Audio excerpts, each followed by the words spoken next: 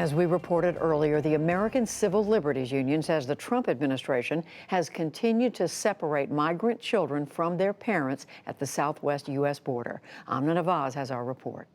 That's right, Judy. Now, Lee Gelernt is the lead attorney for the American Civil Liberties Union. He's representing the separated families and can tell us more about today's court filing. Lee Gelernt, welcome back to the NewsHour. Let's start with that number. The exact number is 911 children you've identified in this court filing as having been separated from their families between June 28th of last year and June 29th of this year. Start with that. How did you arrive at that number? What's that based on? That's right. And so that's not a number that we discovered on our own. We would have no way of doing that. Those are numbers the court ordered the government to give us. And the latest numbers we got from the government were 911. We get an Excel spreadsheet that shows the separations, and they've been going up monthly. And the really shocking thing about this is that the government is claiming they're doing this for the children's benefit because the parents have a criminal history. What we expected to see from the government were very serious abuses against the children themselves. What it turns out is they're separating children for things as minor as the parent's old traffic offense. In one case it says misdemeanor nonviolent theft for $5 or disorderly conduct or a DUI. I mean, shocking that they're doing this and for such minor crimes. And what we've also found out is that the children are younger than even the first time last summer.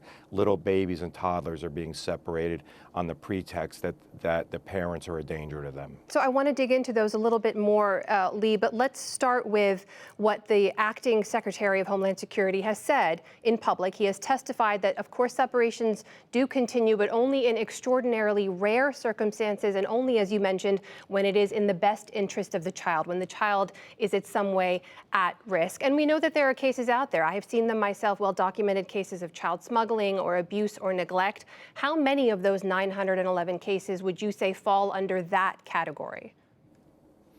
Yeah, so there's a lot in there. Let me pull it apart because I think that the administration is really being misleading in those statements. To begin with, you can look at it percentage-wise or you can look at how many children are being separated. We now know over 900 since the injunction, and these are little children. Even one impermissible separation would be too much. So I'll let the public judge for themselves whether 900 little children being separated after the court's injunction is too much. The second thing I want to point out is it's apples and oranges to talk about trafficking here.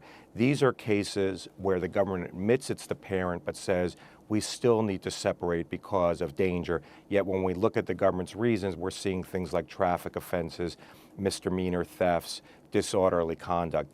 And the last point I want to stress is that we told the court from day one, if the child is genuinely in danger, there's objective reason to believe the child is in danger, we of course want you to separate the parent and child.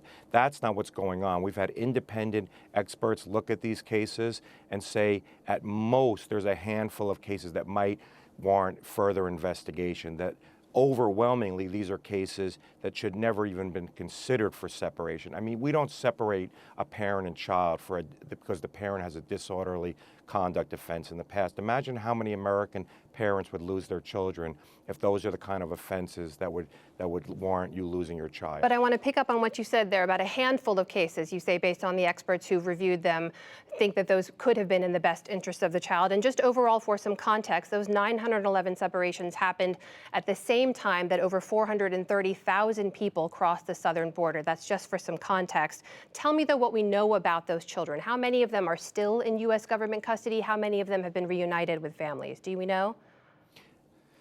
We don't know, and that's one of the troubling things. I think that's one of the parts of this story that needs to be told, is that we are not getting the information. The service providers for the children are not getting the information. In many cases, the children's facilities are not getting the information. So we don't know how many have been reunified. We know that many have not, most have not, and some parents have even been deported without their children.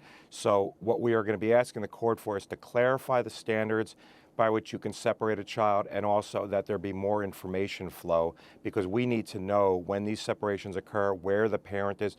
Often the child will be dumped into a facility and the service providers won't even be told that the parent is in the U.S., much less the reason for the separation or where the child was placed. A lot of questions still to be where answered the parent then. was placed, excuse me. Lee Gelernt of the ACLU, thank you very much for being with us tonight. Thank you for having me.